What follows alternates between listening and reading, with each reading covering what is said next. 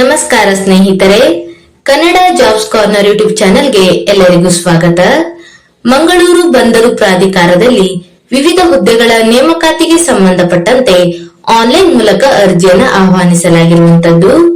ಇನ್ನು ಯಾವ್ಯಾವ ಹುದ್ದೆಗಳಿವೆ, ಎಷ್ಟೆಷ್ಟು ಹುದ್ದೆಗಳು ಖಾಲಿ ಇರುವಂತದ್ದು, ಏಜ್ ಲಿಮಿಟ್, ಎಜುಕೇಶನಲ್ ಕ್ವಾಲಿಫಿಕೇಶನ್ ಹಾಗೂ ಸೆಲೆಕ್ಷನ್ ಪ್ರೊಸೀಜರ್ ಬಗ್ಗೆ ಈ ಒಂದು ವಿಡಿಯೋದಲ್ಲಿ ಮುಂದೆ ನೋಡ್ತಾ ಹೋಗೋಣ. ನಮ್ಮ ಚಾನೆಲ್ ಅನ್ನು ಯಾರಾದ್ರೂ ಹೊಸದಾಗಿ ನೋಡ್ತಾ ಇದ್ರೆ ಸಬ್ಸ್ಕ್ರೈಬ್ ಮಾಡಿ ಹಾಗೂ ಪಕ್ಕದಲ್ಲೇ ಇರುವಂತಹ ಬೆಲ್ ಬಟನ್ ಅನ್ನ ಕ್ಲಿಕ್ ಮಾಡಿ. ಮಂಗಳೂರು ಪೋರ್ಟ್ ಅಥಾರಿಟಿಯಲ್ಲಿ ಅಪ್ರೆಂಟಿಸ್ ಟ್ರೈನಿ ಹುದ್ದೆಗಳಿಗೆ ಸಂಬಂಧಪಟ್ಟಂತೆ ಅರ್ಜಿಯನ್ನು ಆಹ್ವಾನಿಸಲಾಗಿರುವಂತದ್ದು. ಇನ್ನು ಯಾವ್ಯಾವ ಟ್ರೇಡಿಗೆ ಸಂಬಂಧಪಟ್ಟಂತೆ ಎಷ್ಟೆಷ್ಟು ಪೋಸ್ಟ್ಗಳು ಖಾಲಿ ಇದೆ ಅಂತ ನೋಡ್ತಾ ಹೋಗೋದಾದ್ರೆ, ಸಿವಿಲ್ ಎಂಜಿನಿಯರಿಂಗ್ ಆದಂತಹ ಅಭ್ಯರ್ಥಿಗಳಿಗೆ ಒಟ್ಟು 3 ಪೋಸ್ಟ್ಗಳು ಖಾಲಿ ಇರುವಂತದ್ದು. ಇನ್ನು ಈ ಒಂದು ಅಪ್ರೆಂಟಿಶಿಪ್ಗೆ ಮಂತ್ಲಿ 9,000 ಸ್ಟಿಫಂಡ್ ಅನ್ನು ನೀಡಲಾಗುವಂತದ್ದು. ಇನ್ನು ಮೆಕ್ಯಾನಿಕಲ್ ಎಂಜಿನಿಯರಿಂಗ್ ಆದಂತಹ ಅಭ್ಯರ್ಥಿಗಳಿಗೆ ಒಟ್ಟು 5 ಪೋಸ್ಟ್ಗಳು ಖಾಲಿ ಇರುವಂತದ್ದು. ಈ ಒಂದು ಅಪ್ರೆಂಟಿಶಿಪ್ಗೆ ಆಯ್ಕೆಯಾದಂತಹ ಅಭ್ಯರ್ಥಿಗಳಿಗೆ ಮಂತ್ಲಿ 9,000 ರೂಪಾಯಿ ಸ್ಟಿಫಂಡ್ ಅನ್ನು ನೀಡಲಾಗುವಂತದ್ದು. ಇನ್ನು ಎಲೆಕ್ಟ್ರಿಕಲ್ ಎಂಜಿನಿಯರಿಂಗ್ ಆದಂತಹ ಅಭ್ಯರ್ಥಿಗಳಿಗೆ ಒಟ್ಟು 4 ಪೋಸ್ಟ್ಗಳು ಖಾಲಿ ಇದೆ, ಮಂತ್ಲಿ 9,000 ಸ್ಟಿಫಂಡ್ ಅನ್ನು ನೀಡಲಾಗುವಂತದ್ದು. ಇನ್ನು ಬಿಕಾಂ ಆದಂತಹ ಅಭ್ಯರ್ಥಿಗಳಿಗೆ ಒಟ್ಟು 1 ಪೋಸ್ಟ್ ಖಾಲಿ ಇರುವಂತದ್ದು, ಮಂತ್ಲಿ ಸ್ಟಿಫಂಡ್ 9,000 ಇರುವಂತದ್ದು.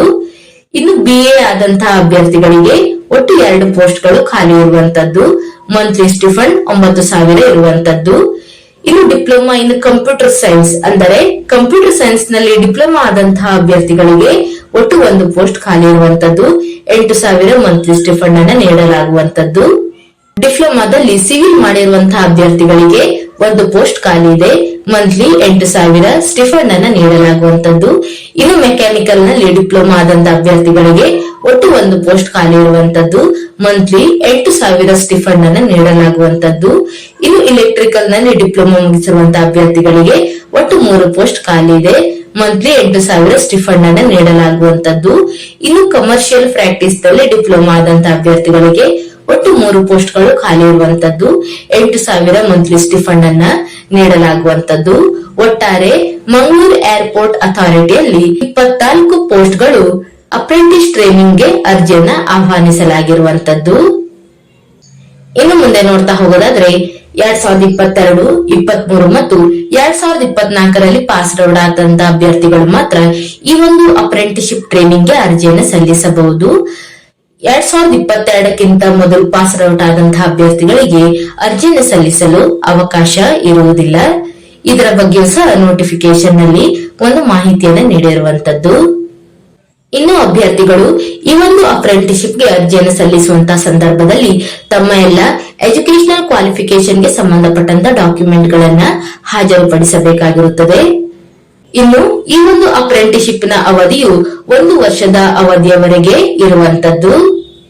ಇನ್ನು ಅರ್ಜಿಯನ್ನು ಸಲ್ಲಿಸುವಂತಹ ವಿಧಾನವನ್ನು ನೋಡೋದಾದ್ರೆ, ಅಭ್ಯರ್ಥಿಗಳು ಆಫ್ಲೈನ್ ಮೂಲಕ ಅರ್ಜಿಯನ್ನು ಸಲ್ಲಿಸಬೇಕಾಗಿರುವಂತದ್ದು.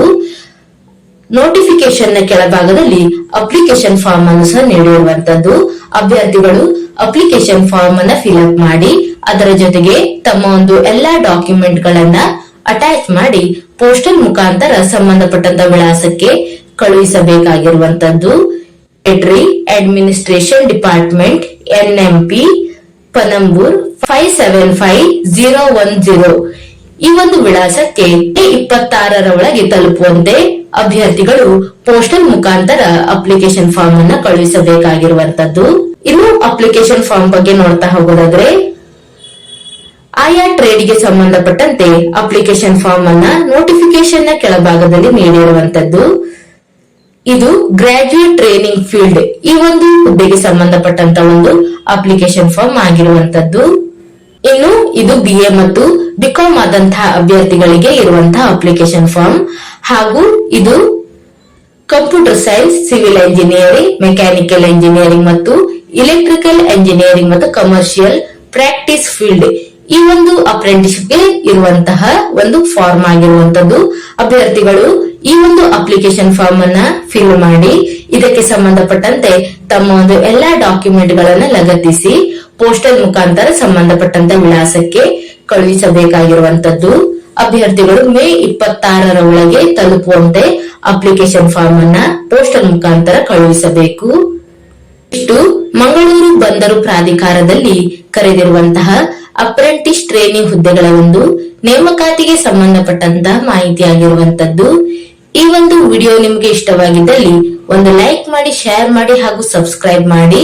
ಜೊತೆಗೆ ಪಕ್ಕದಲ್ಲೇ ಇರುವಂತಹ ಬೆಲ್ ಬಟನ್ ಅನ್ನು ಕ್ಲಿಕ್ ಮಾಡಿ.